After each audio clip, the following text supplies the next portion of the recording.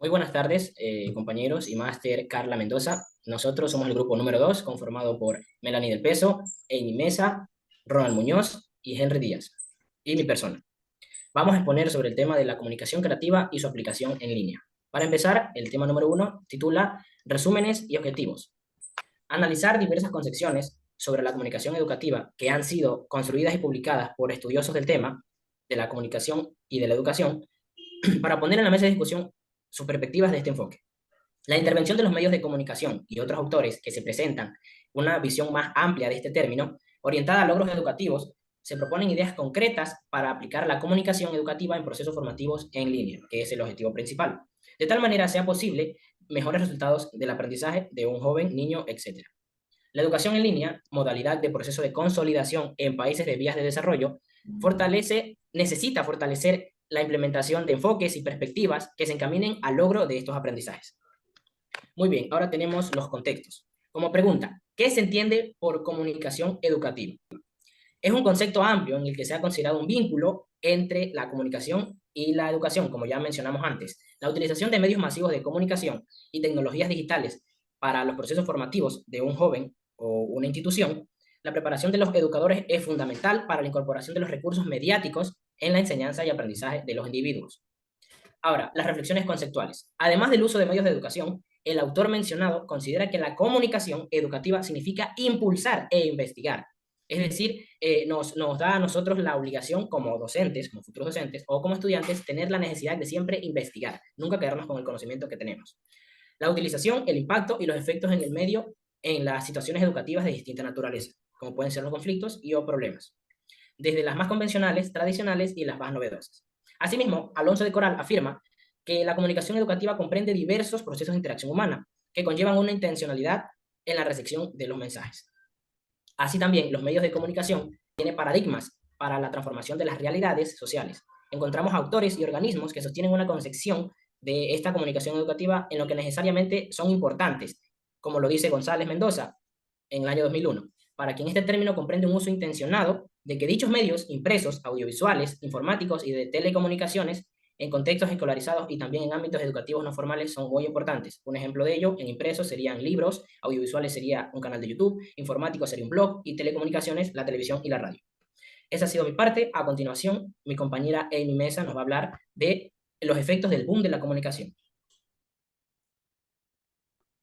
Por su parte, la Organización de las Naciones Unidas para la Educación, la Ciencia y la Cultura, UNESCO, lo considera como una disciplina que tiene como objetivo educar a las personas no solo sobre los medios, sino también a través de ellos, de manera que les permita a los estudiantes practicar el lenguaje técnico discursivo.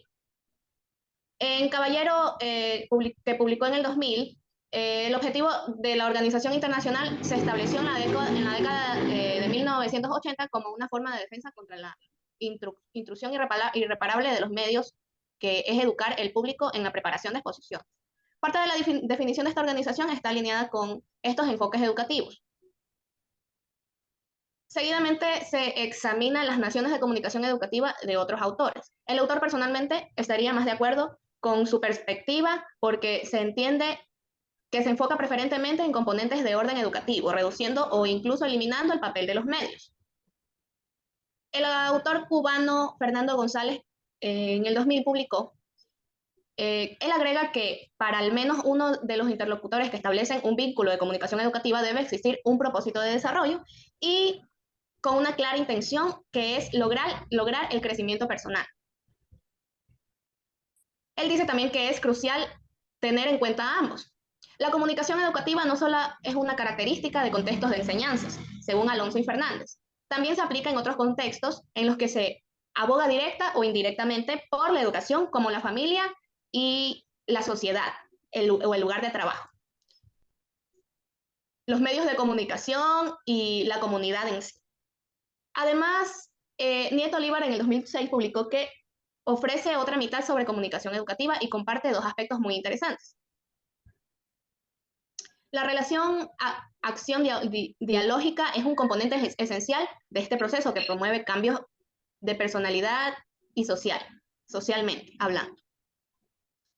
La preferencia de los sujetos por aprender por sí mismos a través de la tendencia del modelo socio-constructivista. Es útil señalar que la propuesta de Nieto no nos lleva a una comprensión más integral de la comunidad educativa que incluye más que solo eso. Las personas que se esfuerzan por aprender, pero también implica un cambio significativo de ideas entre las partes, alentar a la propiedad de la propia educación y fomentar el aprendizaje en entornos donde se coopera en un lugar común, porque las relaciones interpersonales sirven como una fuente importante de aprendizaje. A continuación, mi compañero. Ahora sí, significado de los agentes son agentes autónomos. Los estudiantes son agentes autónomos. Tenemos lo siguiente: interesados en lo que aprenden, lo crítico y lo reflexivo. Son la clave para que los alumnos comprendan lo que están aprendiendo. Es decir, puede relacionar los aprendizajes escolares con la vida cotidiana, las experiencias actuales y las perspectivas de futuros proyectos de vida personal y profesional. Crítico, discutir sus juicios y opiniones, admitir y ser honesto acerca de sus prejuicios personales, confianza en la razón, comunique sus argumentos, conclusiones y soluciones de manera efectiva, y esté preparado para revisar y retroceder cuando sea necesario. Los reflexivos se caracterizan por analítico, perspectivo, compilador, almacenador de datos, exhaustivo, redactor de informes, argumentador, pronosticador alternativo, investigador, concienzudo, cuidadoso, detallista, lento, perceptivo, explorador y cuidadoso. Tenemos también lo que es la aplicación de la comunicación educativa en línea. Los entornos virtuales de enseñanza y aprendizaje se encuentran en una fase de notoria expansión. Cada vez más instituciones educativas incluyen en su oferta programas de pregrado y posgrado que se desarrollan parcial o totalmente en línea. Esta situación demanda una reestructuración en el diseño curricular. El aspecto comunicativo requiere especial atención por los motivos que a continuación se especifican. La educación en línea exige una interacción constante entre educador y educandos para contrarrestar el posible aislamiento que experimentan algunos de los participantes. A continuación, mi compañero Henry. Bueno, buenos días. Al considerar los conceptos básicos de los métodos de comunicación, los cursos en línea pueden diseñarse completamente para cumplir su propósito educativo. Si se recuperan las características de la comunicación, de la comunicación pedagógica, será práctico considerar la interacción promovida en el entorno virtual en modelos de cogestión o gestión conjunta del aprendizaje. Siguiente página. Rasgos principales de la comunicación educativa. Propicia clima favorable entre los participantes, busca optimizar actividades de aprendizaje hacia el logro de objetivos programados. Apoya la relación entre educando y entre educador, promueve el intercambio del aprendizaje colaborativo entre educandos. No intervienen necesariamente medios de comunicación y otros recursos tecnológicos. También se dice que es un proceso en el que intervienen educador y educandos. Contempla al diálogo como elemento central del proceso. Se circunscribe en modelos socioconstructivistas del aprendizaje. Existe una intención y intenta expresar educar para el desarrollo personal del individuo. A continuación, mi compañera Melanie. Vamos a hablar, en este caso, la comunicación en cursos en línea. De por sí, la comunicación, en este caso, la educación en línea llega a ser un poco nueva y a la misma vez trae sus, no problemas, sino también sus dificultades. La coordinación en cursos en línea deben aprender a comunicarse en ambientes virtuales, lo que significa que, entre otros aspectos, hacer una lectura inteligente es muy importante, ya que al momento de ser activa e interactiva hace que los estudiantes aprendan y puedan aportar sus ideas en este caso.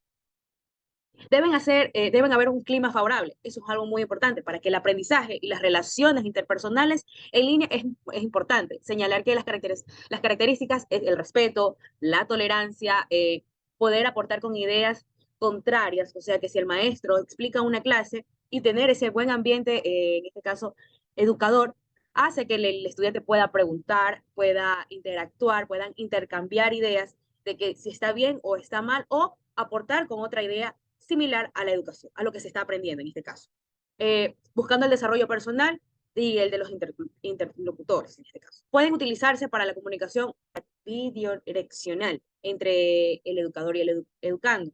siempre y cuando el profesor retroalimente en estos espacios. Quiere decir que si el estudiante pregunta o en este caso aporta, el profesor o el docente puede dar una idea similar a lo que ya le dio en la clase, dar algún ejemplo y con esto poder aportar a la respuesta que quiere dar con el estudiante. Pueden utilizarse, como ya les dije, la retroalimentación. Sin embargo, las actividades que ahí se realizan serán generalmente individuales, o sea, directamente con un solo estudiante, y limitadas para la comunicación grupal. Por eso es importante tener en cuenta a todos los estudiantes y poder comunicar una clase o comunicarla una educación general y que puedan entender todos. A continuación tenemos la conclusión. Bueno, la conclusión. Hacer el uso de la comunicación y por el contrario, se sabe que no siempre la comunicación educa o busca educar al otro. Es por ello que en estos espacios de enseñanza y aprendizaje donde media la distancia, media una computadora, entre el profesor y el estudiante, la comunicación educativa es aún mucho más importante, ya que de por sí no nos estamos viendo físicamente, sino a través de una computadora.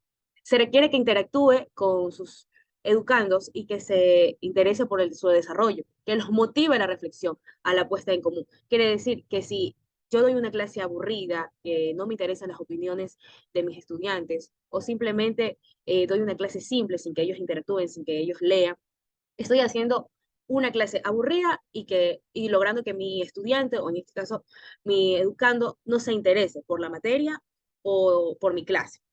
Aplicar la comunicación educativa en entornos virtuales es un compromiso ya de por sí.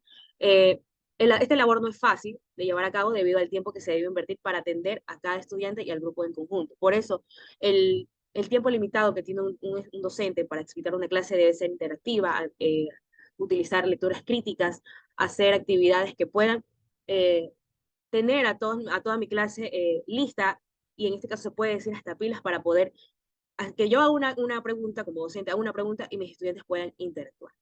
Eso es lo que tenemos como conclusión. Muchas gracias.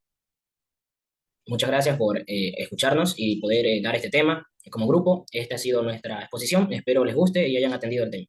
Muchas gracias con todos. Nos despedimos.